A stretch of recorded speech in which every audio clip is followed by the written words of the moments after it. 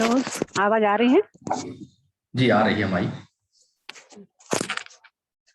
प्रार्थना करते हैं, सभी लोग हाथ जोड़े, हाथ बंद रखें। ओम गुरुर्ब्रह्मा गुरुर्विष्णु गुरुर्देवो महेश्वरा गुरुर् साक्षात् परब्रह्मा तस्मै श्री गुरवे नमः। ध्यानमूलं गुरुर्मूर्ति पूजामूलं गुरुर्पदम् मंत्रमूलं गुरुर्वाक्यं मोक्षमूलं गुरुर्कृपा अखण्डमण्डलाकारं व्याप्तं येन चराचरं तत्पदं दर्शितं येन तस्मै श्री गुरवे नमः। शान्ताकारं भुजगशयनं पद्मनाभं सुरेशं विश्वाधारं गगनसदृशं मेघवर्णं शुभांगं लक्ष्मीकान्तं कमलनयनं योगिभिर्ध्यानगम्यं वन्दे विष्णुं भवभयहरं सर्वलोकैकनाथं। मूकं करोति वाचालं पङ्गुं लङ्घयते गिरिं यत्कृपातमहं वन्दे परमानन्दमाधवं परमानन्दमाधवं परमानन्दमाधवं। सभी को शत प्रणाम। आज हम भगवद गीता के 28वें तीसरे अध्याय का 28वां श्लोक हम लेंगे। 28वें श्लोक से हम आगे चलेंगे। आज भी मेरे तरफ इस भगवद गीता की सेवा आई है। जैसा भी हो, हम इस सेवा के लिए हम प्रस्तुत है और आप सबकी कृपा है, आप सबका आशीर्वाद है और आप सबकी स्वभाव है हमारे साथ। इसलिए हम एक क्लास को आगे बढ़ा रहे हैं, क्योंकि हमारी जो रवीना दीदी है वो थोड़ा व्यस्त हो गई अपने परिवार के साथ। कभी कभी ऐसी घटनाएं हो जाती है तो उसको भी निभाना पड़ता है। भले संत क्यों न हो, ज्ञानी क्यों न हो, महात्मा क्यों न हो, उनको भी इस रास्ते से जाना पड़ता है और उनको उस कर्तव्य को निभाना पड़ता है। तो ऐसा ही हमारी रवीना दीदी भी अपने कर्तव्य को निभा रही है। दुख तो आते हैं जाते हैं, सुख भी आते हैं जाते हैं, ये तो प्रकृति का नियम है, प्रकृति का धर्म है, उसको निभाना हमारा कर्तव्य है। और इसी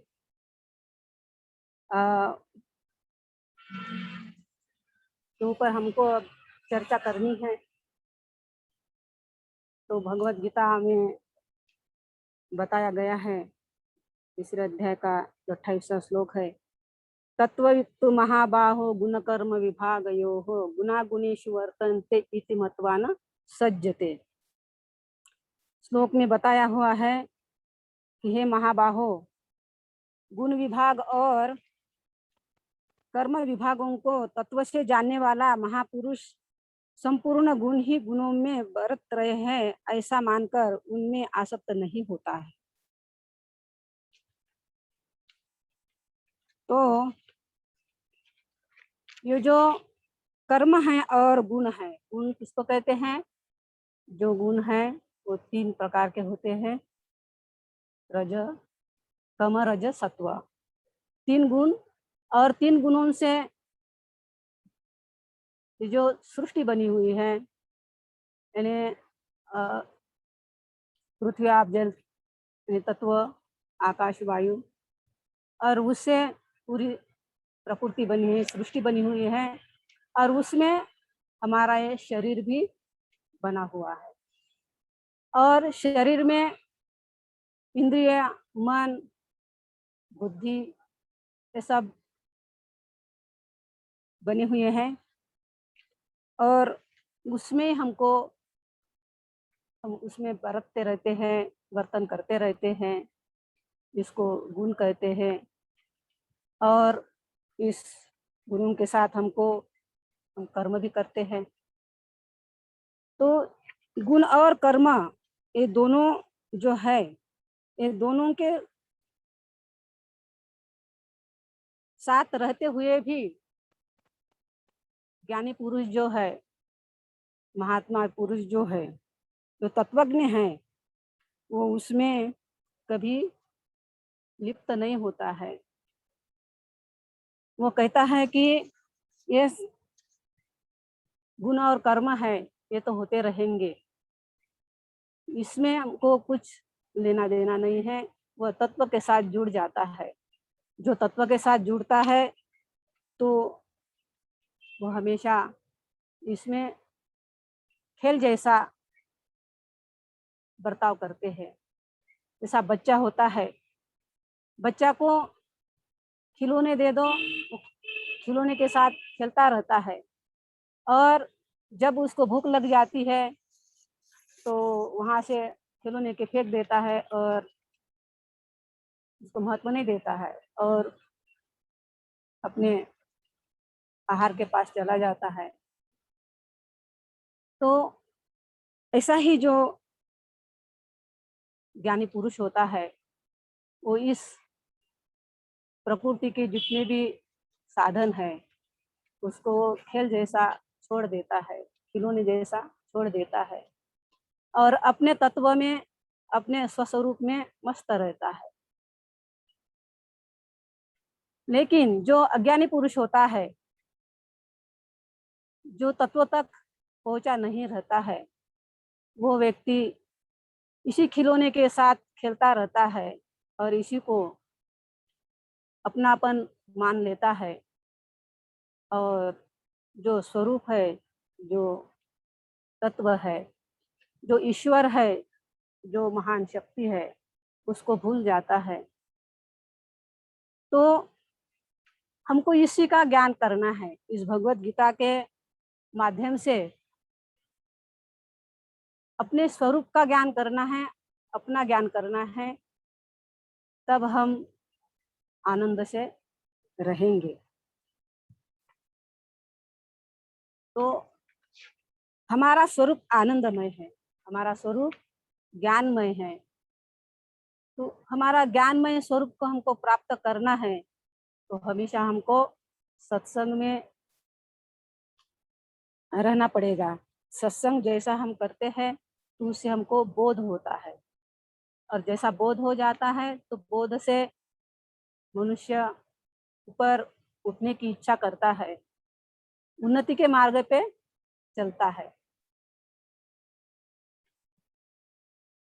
प्रकृते गुण सम्मूढ़ा सज्जन्ते गुण कर्मसु तान कृष्ण विदो मंदान कृष्ण विन्न विचालये। ये प्रकृति जो है, प्रकृति जन्य गुणों से अत्यंत मोहित हुए अज्ञानी मनुष्य गुणों और कर्मों में आसक्त रहते हैं। उन पूर्णतया न समझने वाले मंद बुद्धि अज्ञानियों को पूर्णतया जानने वाला ज्ञानी मनुष्य विचलित न करे। यानी जो ये प्रकृति जन्य वस्तुएं है, प्रकृति जन्य ये सारा संसार है, ये सारे संसार में अज्ञानी जन बह जाते हैं, और अपने गुणों में आसक्त हो जाते हैं। एक गुणों से हमारा शरीर बना हुआ है। इस शरीर में इंद्रिय है, जो आँख है, नाक है, मुंह है, कान है, जिह्वा है, त्वचा है। ये इंद्रियों में मनुष्य बह जाता है, यानी गुणों में बह जाता है, गुना गुणी से वर्तनते। तो हम उस प्रकृति को ही हम अपना मान लेते हैं और उसमें हम लिपट जाते हैं। उसके कारण हम दुखी हो जाते हैं। जैसे आंखें हैं तो आंखों से दृश्य दिखाई देता है। तो ये क्या है, ये आंखों का विषय है देखना, यानी दृश्य जो दिखाई देता है वो आंखों का विषय है।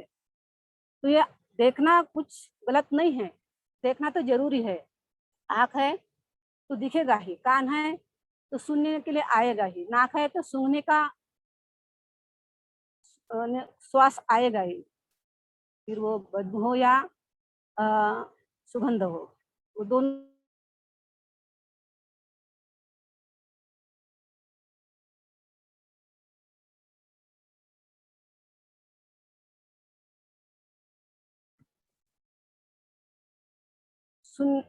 सुनने का विषय होगा ही, यानी ये सब क्या है, अपने अपने विषयों में इंद्रिय बरतते रहते हैं। लेकिन हम उस विषयों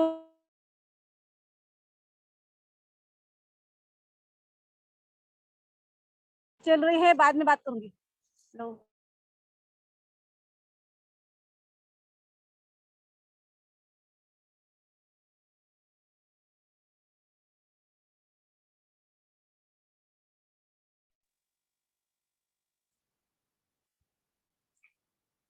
तो ये जो गुण है, गुणों में हम एकदम बह जाते हैं, तो उसी के कारण हम बंधन में भी पड़ जाते हैं। गुण कर्म विभागयोः बताया गया है।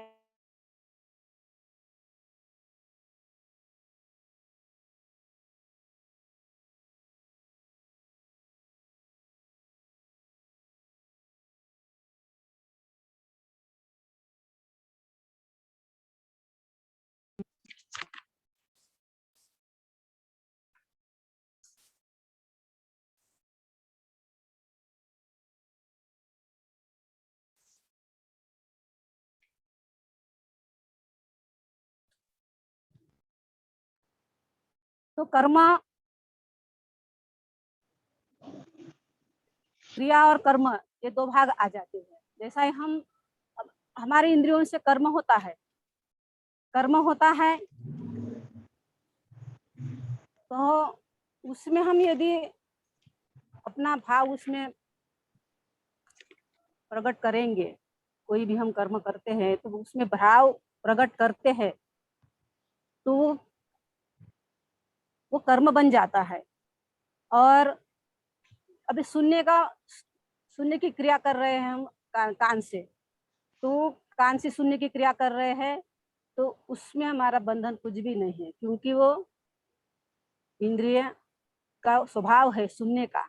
लेकिन उसमें हमारा सुनने का भाव उसमें टच हो जाता है। जैसा गीत है, गीत सुनना है तो अच्छा गीत सुनेंगे, अच्छा भाव निर्माण हो जाएगा, तो उसमें अच्छा कर्म निर्माण होगा। और कुछ गीत जैसा रोने का है तो रोने का भाव निर्माण हो जाएगा, या कोई और कामना का भाव है, कामना का हमारे अंदर भाव निर्माण हो जाएगा, होगा। तो इसमें क्या है, फिर वो हमारा कर्म बन जाता है, और वो कर्म से फिर हम बंधन में आ जाते हैं। तो ये बंधन के कारण ही हमको दुख हो जाता है। हम आनंद से विचलित हो जाते हैं, आनंद से दूर जाते हैं। तो भगवान कृष्ण यही अर्जुन को कहते हैं कि हे अर्जुन, तू जो ये कर्म कर रहा है, यानी ये कर्म जो युद्ध का कर्म जो मान रहा है, ये कर्म तुम्हारे भाव के वजह से हो रहा है। तुम उसमें अपने को जोड़ रहा है, जोड़ दे रहा है। उसी के कारण तुम पाप पुण्य की बात कर रहे हो। इसमें पाप पुण्य का संबंध तुम्हारे भाव से आ रहा है, तुम्हारे अटैचमेंट से आ रहा है, तुम्हारे आसक्ति के कारण आ रहा है। इससे तुमको ऊपर उठना है। जब तक ऊपर नहीं उठेंगे तब तक हम आनंद तक नहीं जाएंगे। आज गुरुदेव ने भी हमको 5 कोशों का ज्ञान दिया है। उस 5 कोश में अन्नमय कोश, प्राणमय कोश, मनोमय कोश, विज्ञानमय कोश और आनंदमय कोश। तो गुरुदेव यही बोले हैं कि हमको कि अन्नमय कोश से हमको ऊपर उठना है, लेकिन हम उसी में ही हमारा चिंतन चलता है। तो हम आनंदमय कोश तक कैसे जाएंगे? और जब तक आनंदमय कोश तक नहीं जाएंगे तब तक हम हमारे स्वस्वरूप तक नहीं पहुंचेंगे। तो स्वस्वरूप तक पहुंचने के लिए आनंदमय कोश से ऊपर प्राणमय कोश तक जाना पड़ेगा। प्राणमय कोश जो सूक्ष्म प्राण होता है, उसका हमको अभ्यास करना पड़ेगा। गुरुदेव ने हमको अपने जो धारणा दी है कि इस जगह पे अपना प्राण को ले जाना है और ध्यान करना है, तो हम वहां तक हम जाएंगे, अपना मन स्थिर करेंगे, तब हम आगे बढ़ेंगे। फिर मनोमय कोश तक जाएंगे, फिर मनोमय कोश के बाद फिर ज्ञानमय कोश तक जाएंगे। हम निर्णयात्मक, हमारे अंदर निर्णयात्मक बुद्धि आएगी। निर्णयात्मक बुद्धि जब आएगी तो हम ये क्या अच्छा है और क्या बुरा है इसका चिंतन करेंगे, और फिर उससे हम आनंदमय कोश तक जाके हम कहाँ जाएंगे? अपने स्वरूप तक पहुंचेंगे। और स्वरूप तक पहुंचने के लिए ही ये गीता का अभ्यास हमको दिया है। मयि सर्वाणि कर्माणि सन्न्यस्यात्मचेतसा निराशीर्निर्ममो भूत्वा युद्धस्व विगतज्वरः। यहाँ विगत ज्वर और अध्यात्म चेतसा या इस 20वें श्लोक में बताया गया है कि हमको बार बार संताप होता है। क्यों संताप होता है? क्योंकि हम उस चीज को, अपने स्वरूप को नहीं जान पाते हैं। हम वहां तक जाने की लालसा, जिज्ञासा नहीं रखते हैं। जब अपने स्वरूप को जानने की इच्छा करेंगे, जिज्ञासा रखेंगे, तो ये बार बार जो ज्वर हो रहा है हमारे शरीर में, ज्वर का अर्थ होता है बुखार, यानी हमको बुखार आ जाता है तो शरीर एकदम तप्त हो जाता है और हम तड़पते हैं। तो ये बार बार हमको आध्यात्मिक क्षेत्र में भी ज्वर पैदा हो जाता है। तो ज्वर, कौन सा ज्वर है हमारे आध्यात्मिक क्षेत्र में? वही कामना है, वासना है, तृष्णा है, अपेक्षा है, राग है, द्वेष है, घृणा है। इसमें हम उलझते रहते हैं। उसके कारण हम इस ज्वर से संतप्त होके बाहर नहीं आते हैं, हम संतप्त ही होते रहते हैं।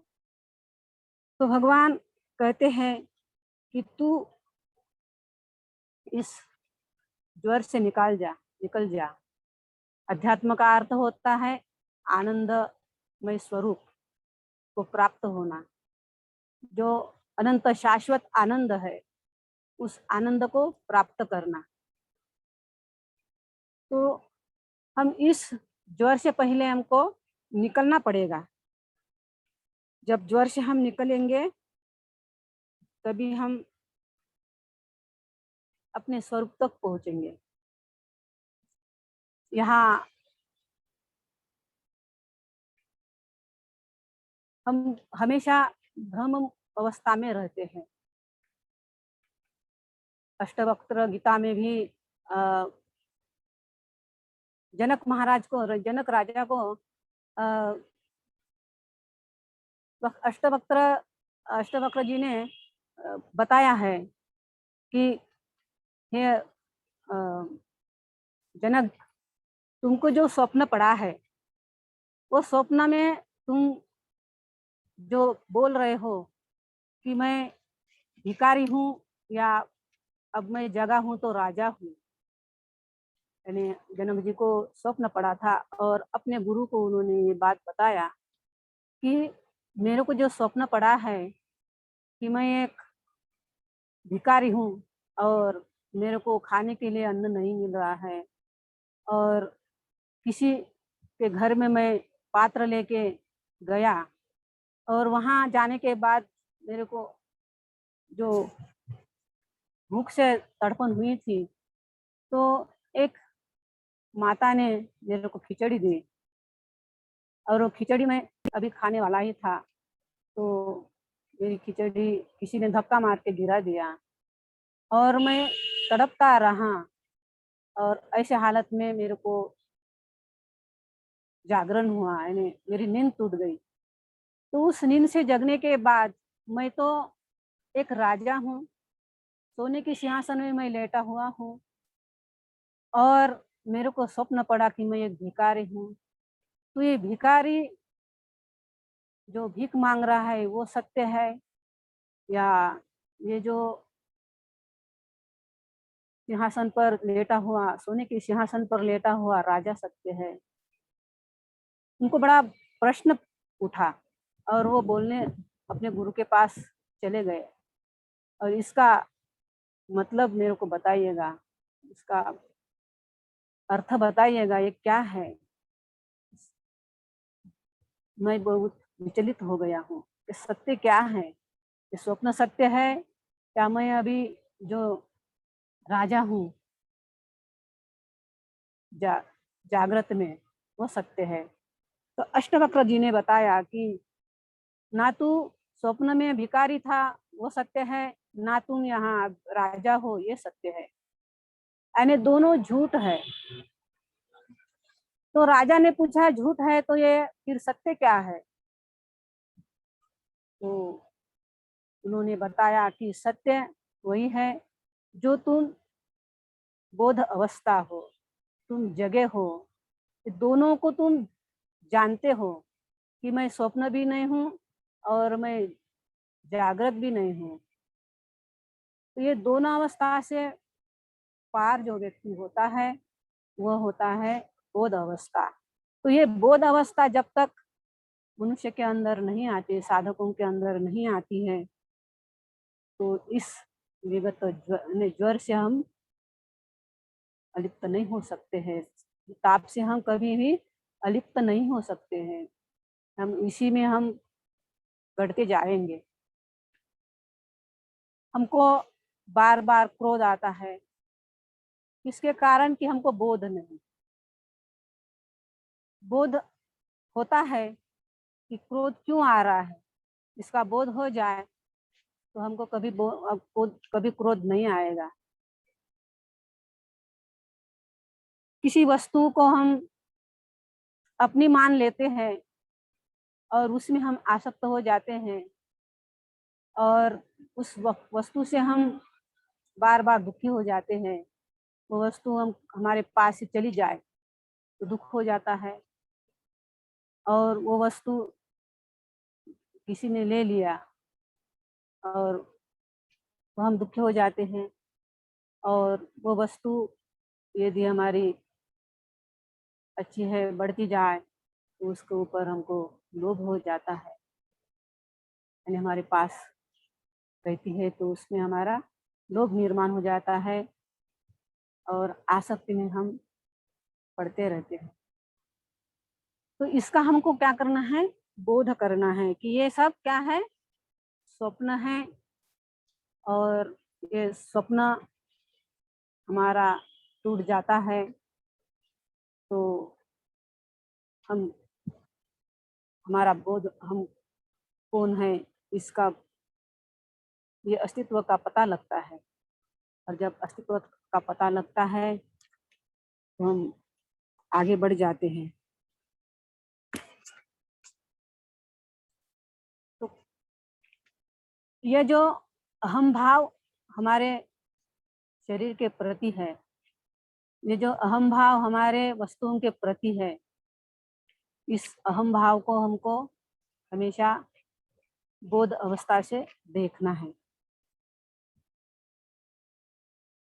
इसलिए इस भगवत गीता का हम अध्ययन हमेशा करते हैं तो हमारे जीवन में, हमारे अंतर में बोध की क्रिया निर्माण हो। ज्ञानी लोग इसमें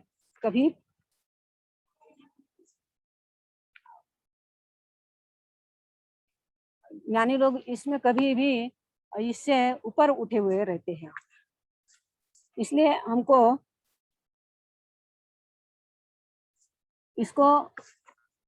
इसका अध्ययन हमेशा करना चाहिए। हमको लगता है कि हम इससे कैसे उठे, तो हमको गुरु का ज्ञान प्राप्त करना पड़ेगा, गुरु के पास जाना पड़ेगा और गुरु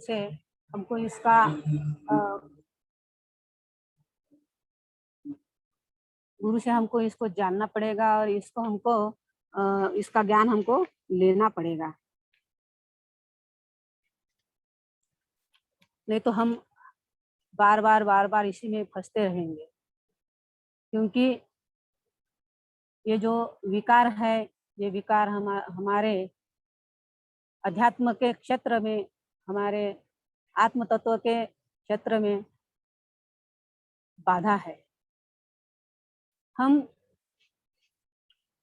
तब भी करते हैं जब भी करते हैं, लेकिन हम तब करने के बाद उसमें जो हमको सिद्धि प्राप्त हो जाती है तो हम सिद्धि में ही लिप्त रह जाते हैं। हम हमारे स्वरूप तक पहुंच नहीं सकते हैं। तो ये रिद्धि सिद्धि के पीछे हम न लगते हुए, हम गुरुदेव भी हमको हमेशा साधना करने के लिए बोलते हैं, लेकिन हम साधना करते करते भटक जाते हैं, भ्रम में आ जाते हैं। गुरुदेव ने आज भी हमको बताया है कि कोई दृश्य दिख जाता है तो उसी में हम फंस जाते हैं, हम आगे नहीं बढ़ जाते हैं, आनंदमय कोष तक हम जाते हैं और वही लटक जाते हैं, वही हमारा सत्य स्वरूप है मान लेते हैं, उसी में हम भटक जाते हैं। तो ऐसी भटकन फिर हमारे स्वरूप तक नहीं पहुंचा सकते। एक महान संत थे और वो संत तप करने बैठे। उनका उद्देश्य ये था कि मेरे को परम तत्व की प्राप्ति हो, मुझे अपने स्वरूप का ज्ञान हो, यही उद्देश्य वो बैठे। और उस संत ने तप करने के बाद, तप करते करते रिद्धि सिद्धि प्राप्त होती है, ये सबको पता है। अब हमको रिद्धि सिद्धि का अनुभव नहीं होगा, लेकिन हमको रिद्धि सिद्धि मिलती है। गुरुदेव हमको कहते हैं कि अपने तत्व तक, स्वरूप तक पहुंचना है तो अपने श्वास को केंद्र पे लगाइए, रीढ़ की हड्डी में लगाइए और उसको ही हमको उसका अभ्यास करने के लिए बोलते हैं। और अभ्यास करते करते फिर शांत स्थिति में आ जाते हैं, तो उसमें ही स्थिर हो जाइए। तो जब स्थिर हो जाएंगे तो स्थिर होने के बाद अपने स्वरूप का ज्ञान हमको अपने आप होगा। लेकिन हम बैठते बैठते हमको प्रकाश दिखना शुरू हो जाता है, तो उसी में हम भटक जाते हैं। किसी को कुछ दृश्य दिखाई देता है तो उसी में हम भटक जाते हैं, और जो स्थिरता है वो स्थिरता हमको प्राप्त नहीं होती है। तो यही एक सिद्धि का भाग होता है, कुछ दिखाई देना है ना, सिद्धि। यानी जो हमारे मार्ग में चलने का भटकाव है।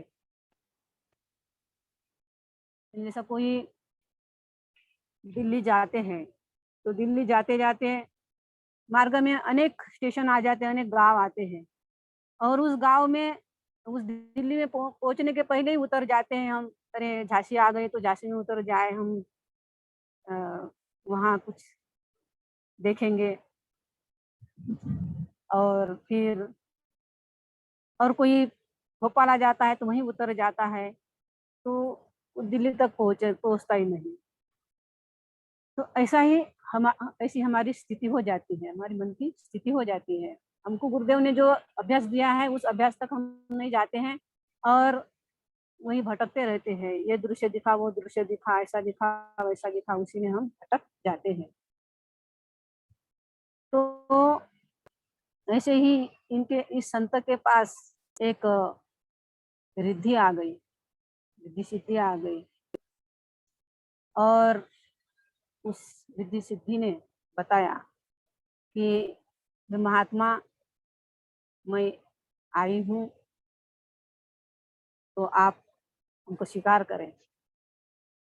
तो संत थे, उन्होंने अपनी आंखें नहीं खोली, लेकिन वो बार बार सिद्धि बोल रहे हैं कि मैंने आपका आपका तप को जानती हुई है, मेरे को बड़ी प्रसन्नता हुई, मैं आपको बहुत प्रसन्न होने के कारण आप मेरे से कुछ मांगिए।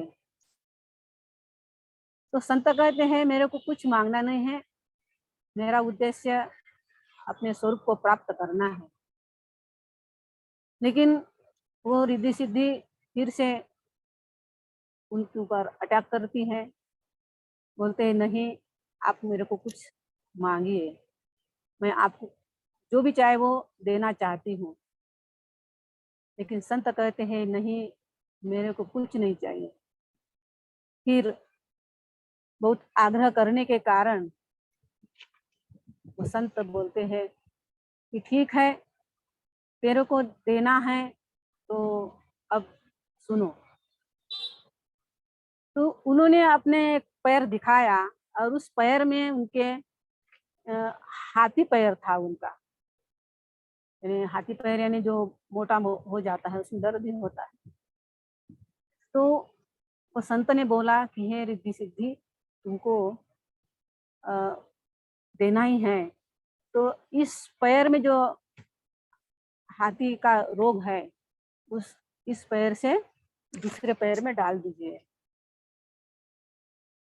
तो रिद्धि सिद्धि एकदम लज्जित हो गई और बोलने लगी कि ये क्या है, आप क्या मांग रहे हो? हम आपको तो हम आपसे इच्छा कर रहे थे कि आप कुछ बड़ा सा कुछ मांगेंगे, और आपने हमको इस पैर का दुख उस पैर में डालने के लिए बोला।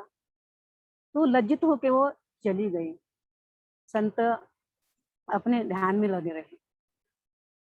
तो ये जो हम साधना करते हैं, कहने का मतलब क्या है कि हम साधना करते हैं तो ऐसी रिद्धि सिद्धियां हमारे सामने आती रहती है, हमारे सामने ऐसी परेशानियां आती है। गुरुदेव हमको कहते हैं कि मूलाधार पर ध्यान रखिए।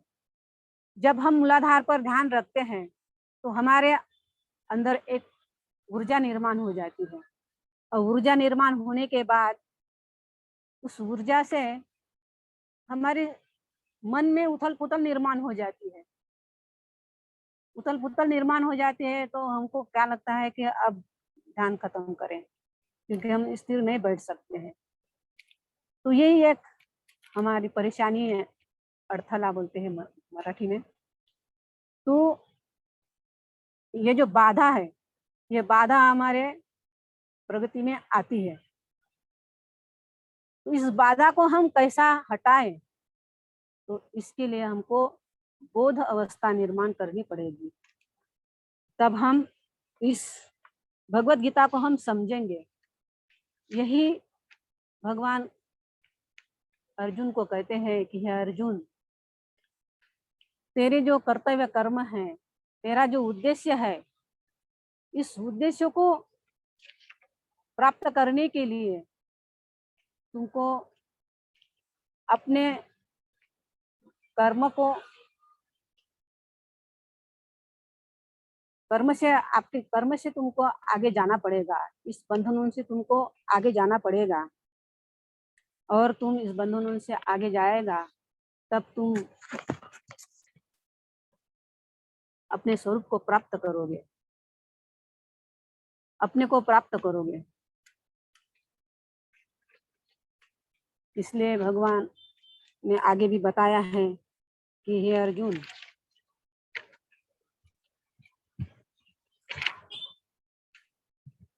सदृशं चेष्टते स्वस्या प्रकृतिर्ज्ञानवानपि प्रकृतिं यान्ति भूतानि निग्रहितं करोष्यति। संपूर्ण प्राणी प्रकृति के प्राप्त होते हैं। ज्ञानी महापुरुष भी अपनी प्रकृति के अनुसार चेष्टा करता है, फिर इसमें किसी का हट क्या करेगा। ज्ञानी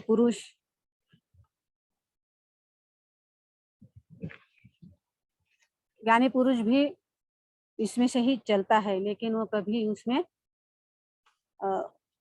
लिप्त नहीं होता है। इसमें अहम भाव आता है, मनुष्य के अंदर चलते चलते अहम भाव आ जाता है, लेकिन ज्ञानी पुरुष उससे पार हो जाता है। अहम भाव दो प्रकार का होता है।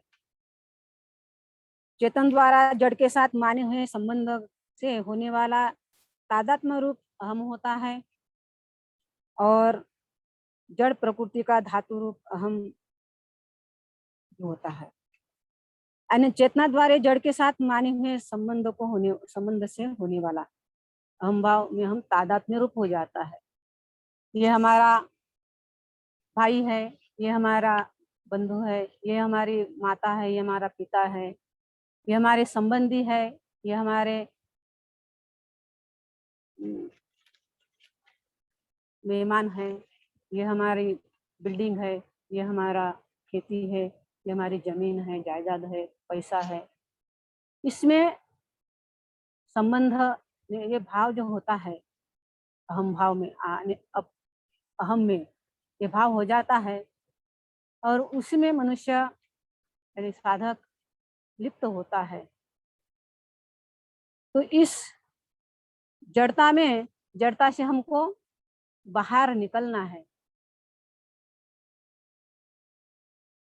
किसी के पास धन है और धन को किसी को दान देता है, तो वो दान का भी उसको अहम भाव आ जाता है। तो इस दान का अहम भाव आ जाता है, तो ये भी हमारे प्रगति में बहुत बाधा हो जाती है। दान ये एक शुभ कर्म है, ये जो शुभ काम है, लेकिन उसका भी हम अहम भाव रखेंगे कि मैंने दान दिया, मैंने मंदिर बनाया, मैंने आश्रम बनाया, मैंने धर्मशाला बनाई, मैंने शुभ काम किया। ये जो अहम भाव होता है, ये अहम भाव भी हमको बहुत बाधक हो जाता है। तो इस अहम भाव को भी हमको नहीं रखना चाहिए। ये भी एक जड़ता ही हमारे साथ है। इस जड़ता से हमको निकलना है। और दूसरा अहम भाव होता है मैं और मेरा। हम इस मैं में लिपटे हुए हैं, यानी ये जो शरीर है, ये शरीर को हमने मैं मान लिया है। शरीर मैं है, तो इस शरीर के अंदर रहने वाला कौन है, ये इसका हमको बोध होना चाहिए। इस शरीर में रहने वाला मैं हूँ, तो फिर शरीर को मैं मानना ये व्यर्थ है। ये हमारा क्या है? अज्ञान है। जैसा भ्रम है, यानी इस भ्रम के कारण हम वहां तक हम अपने तत्व तक पहुंच नहीं सकता है। जैसे रस्सी पड़ी हुई रहती है और वहां अंधेला होता है, तो अंधेले के कारण वो रस्सी हमको सांप जैसी दिखाई देती है। सबका अनुभव होगा कि अंधेला है, अंधेले में कोई आखिर रस्सी पड़ी हुई रही या और कुछ ऐसा निशाना, थोड़ा सा लकड़ी भी पड़ी हुई रही आड़ी टेढ़ी, तो उसको भी हम क्या करते हैं? सांप है करके हम डर जाते हैं और चिल्लाते हैं कि सांप सांप। तो ये क्या है? हमारा भ्रम है। ये भ्रम किससे होता है? अज्ञानता से।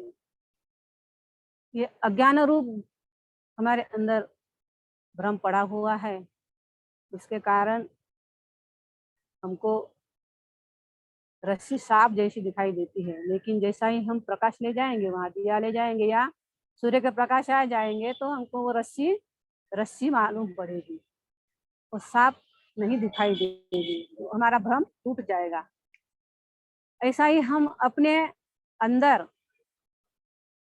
बोधता निर्माण हो जाएगी, हमको ज्ञान प्राप्त हो जाएगा, हमारे स्वरूप का बोध हो जाएगा।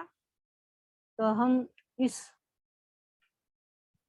जो शरीर को ही मैं मान रहे हैं, शरीर का ही सत्य स्वरूप मान रहे हैं, उस सत्य स्वरूप को हम मैं नहीं मानेंगे और हम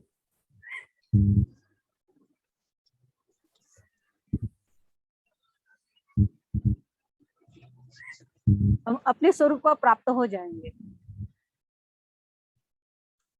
मृगजल कोई हम पानी समझ ले रहे हैं, सूर्य की जो किरणें पड़ती है धूप में और हम रास्ते में चलते रहते हैं, तो हमको लगता है कि ये पानी है और प्यासा व्यक्ति वहां दौड़ता है। मृगजल जैसा हिरन भागता रहता है, ऐसा ही मनुष्य का भी है, जो झूठे के पीछे हम पड़े रहते हैं। झूठे के पीछे पड़ने के कारण हम सत्य को भूल जाते हैं। तो इसलिए हमको सच क्या है, सत्य क्या है, इसको इसका बोध हमको होना चाहिए। इंद्रियार्थेषु रागद्वेषो व्यवस्थितो तयोर्नवशमागच्छत्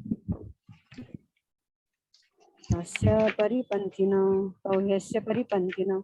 इंद्रियों के अर्थ में प्रत्येक इंद्रियों के प्रत्येक विषय में मनुष्य के राग और द्वेष नहीं, राग और द्वेष व्यवस्था से अनुकूलता और प्रतिकूलता को लेकर स्थित है। मनुष्य को उन दोनों के वश में नहीं होना चाहिए, क्योंकि वे दोनों ही इसके यानी पारमार्थिक मार्ग में विघ्न डालने वाले शत्रु है।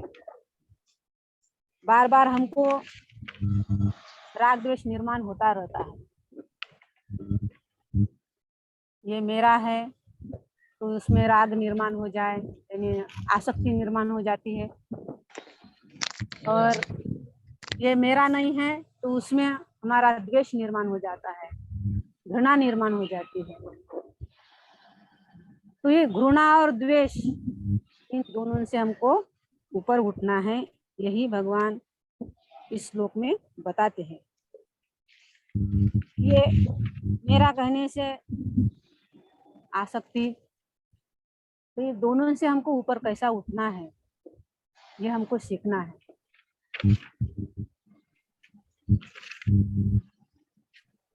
इसलिए हमको इससे संबंध जो है, वो संबंध हमको छोड़ना पड़ेगा। जब तक हम इस संबंध से लिप्त नहीं होंगे, तब तक हम इससे हमारे तत्व तक हम नहीं पहुंचेंगे।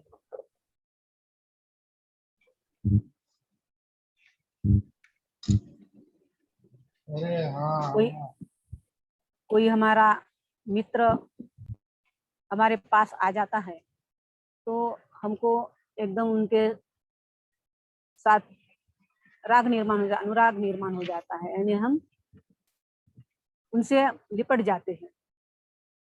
राग का अर्थ होता है हम लिपट जाना। और कोई शत्रु आ जाता है तो उस शत्रु के साथ हम एकदम दूर भाग जाते हैं, तो ये क्या है? द्वेष होना।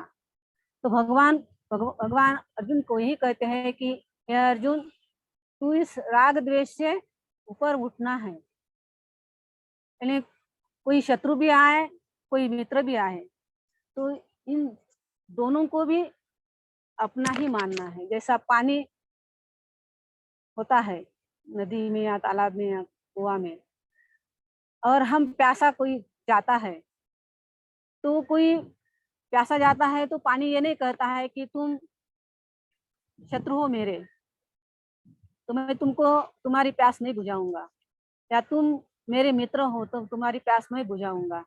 ये उसके अंदर भाव नहीं आता है। वो दोनों की ही प्यास हो जाता है।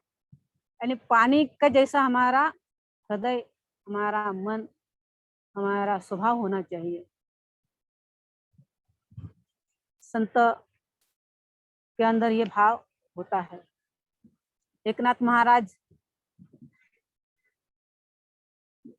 जब नहाने गए थे तो उनके ऊपर किसी ने थूक दिया, तो वो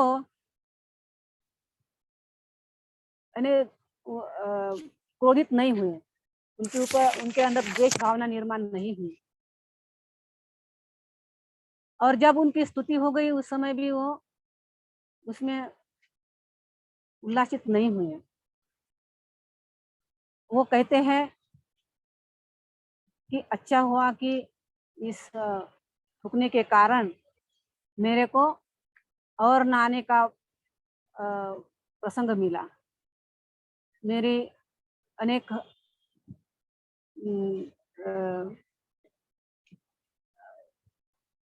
अनेक बार मेरे को नहाने का सौभाग्य मिला। तो ऐसी दृष्टि जब होती है महात्माओं की, यही महात्माओं की दृष्टि हमारे अंदर आगे आ जाना चाहिए। और ऐसी दृष्टि जब हमारे अंदर आती है तो हम उस तत्व तक पहुंच जाते हैं। संतों ने यही भाव अपने अंदर हमेशा रखा है। जो भी उनके पास नेगेटिव भाव आया, नेगेटिव परिस्थिति आई, प्रतिकूल परिस्थिति आई, उन्होंने उसमें अपना नकारात्मकता सोची नहीं। और जब भी खुशहाली आया, अच्छा भाव भी आया, तो भी उसमें उन्होंने यानी खुशी का भाव रखा नहीं। जो होता है वो परमेश्वर के कृपा से होता है, ऐसा भाव उन्होंने रखा। तो ये भाव हमारे अंदर जब आएगा तब हम इस भगवत गीता के लायक बनेंगे। और भगवत गीता हमको मनुष्य बनाने के लिए ही बनी हुई है। उना ही आपुला धर्म परधर्मा हुनी बरा, स्वधर्मात भला मृत्यु पर धर्म भयंकर। अर्जुन को भगवान ने बताया है कि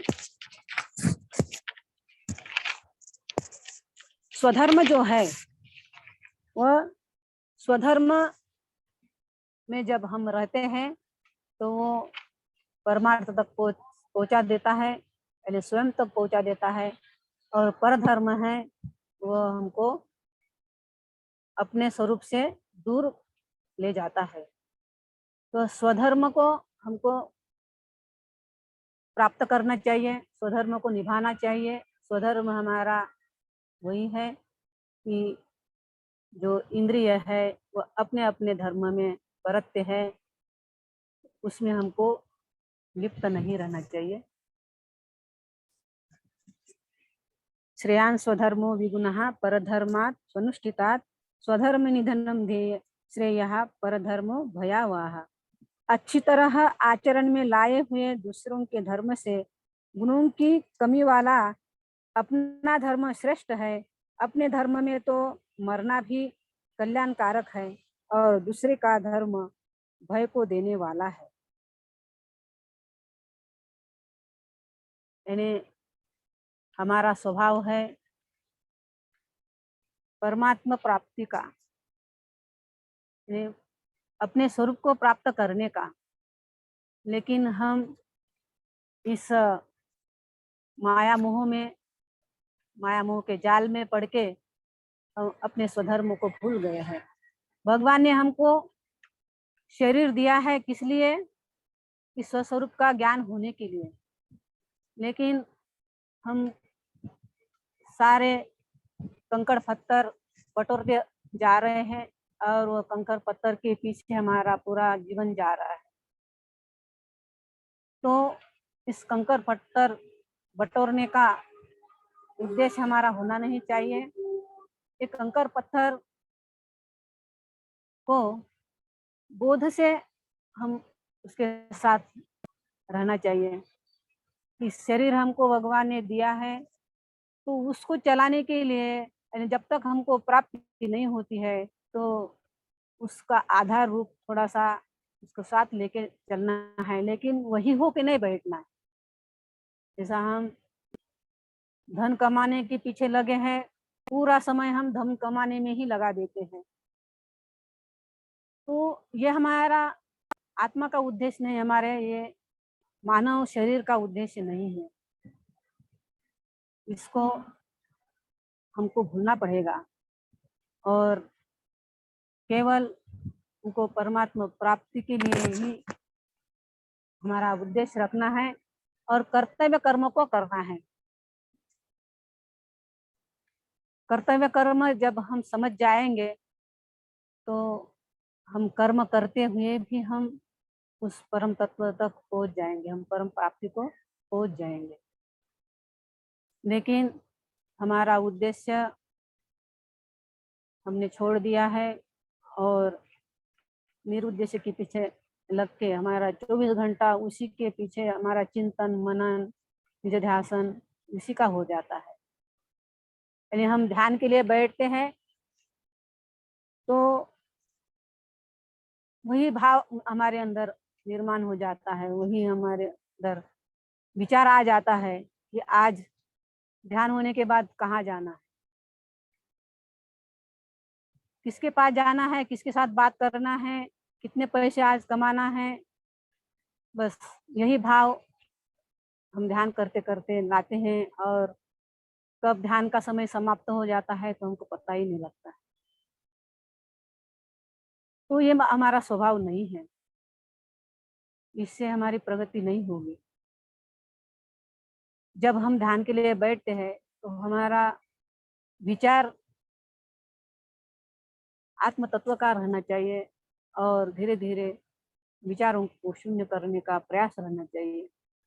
जब हम विचारों को शून्य करने का प्रयास रहता है तो हमारे विचार कम हो जाते हैं और जो एक विचार हमको जो प्रगतिशील होता है वो हमारे सामने में रहता है और कर्तव्य कर्म क्या है उसका बोध होता है। तो फिर उस बोध से हम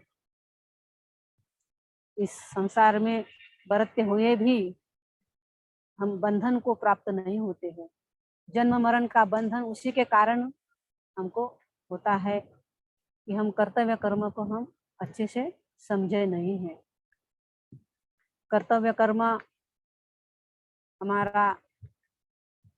हमारे स्वरूप का बोध है। कर्तव्य कर्म हमको अपने तक पहुंचाने का है और उसके बीच में जो आता है वो हमारा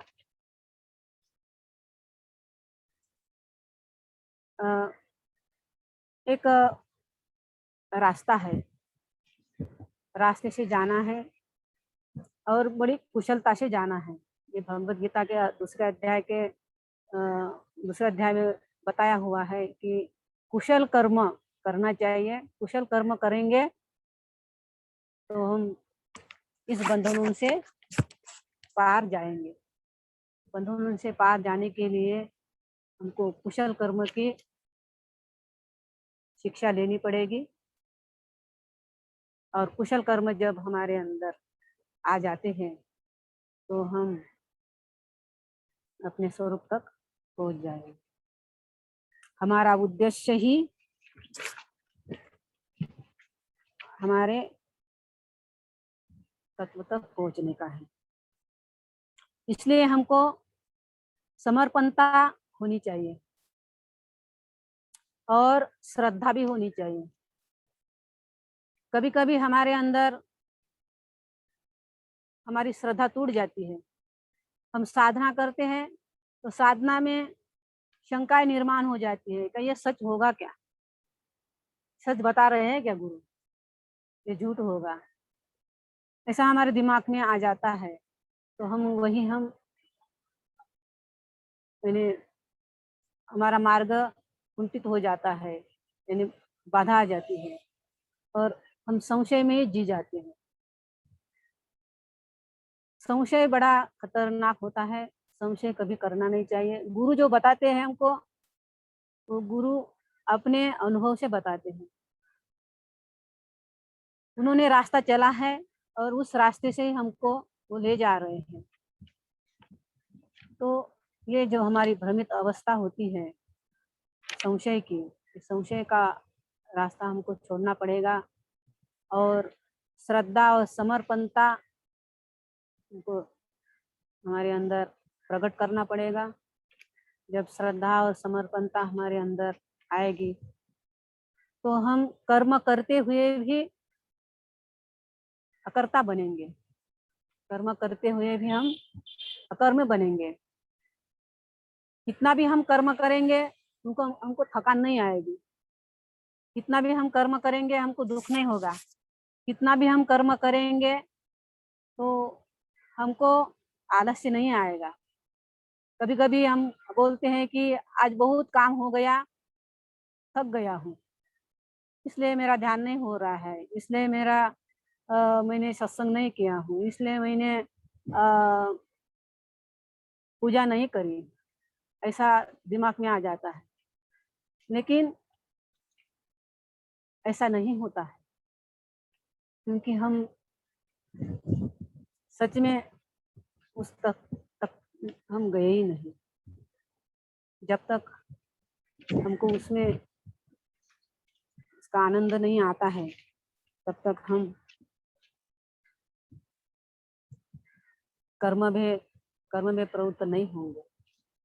हमारे अंदर सक्रियता भी होनी चाहिए, आनंद भी होना चाहिए। उसको ही कर्म का अकर्म भाग बोलते हैं। कर्म कर रहे हैं लेकिन दुख से कर रहे हैं, तो दुख से कर्म करने वाला जो कर्म है वो कभी कर्म नहीं होता है, अकर्म नहीं होता है, ना कर्तव्य कर्म होता है। कर्तव्य कर्म और अकर्म, इसमें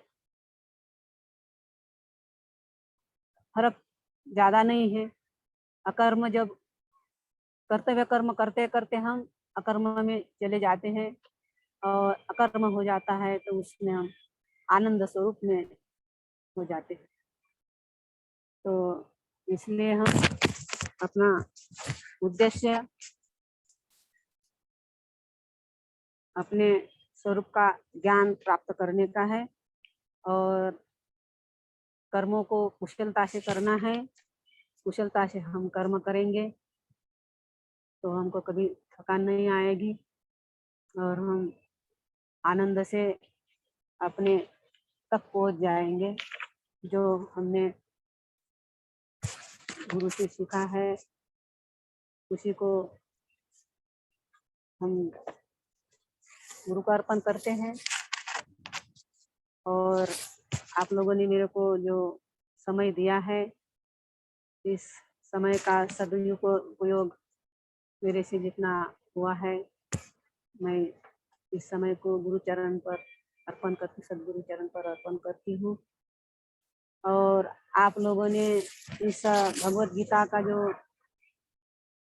अध्ययन है सुना है और मेरे को भी अध्ययन करने का अवसर दिया है, इसलिए आप लोगों को बहुत बहुत धन्यवाद देती हूँ।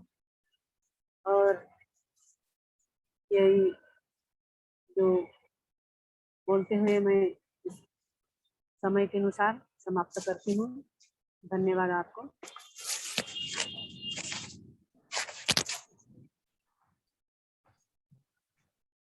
धन्यवाद भगवती माई।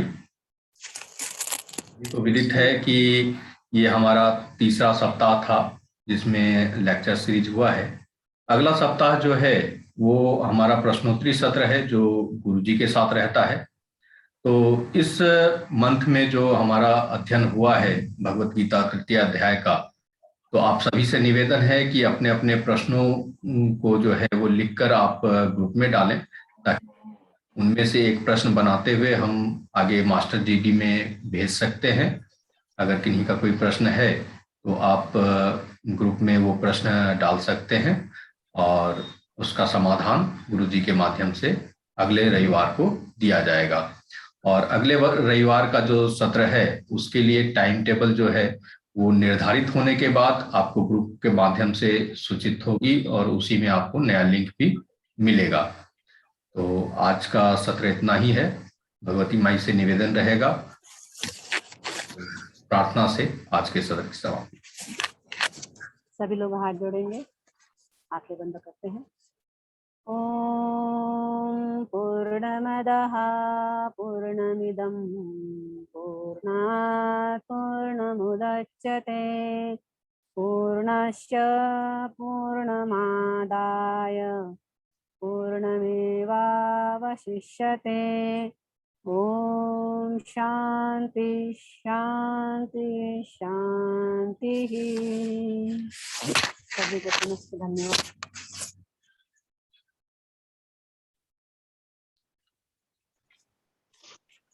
हरिओम माई। हरिओम। हरिओम।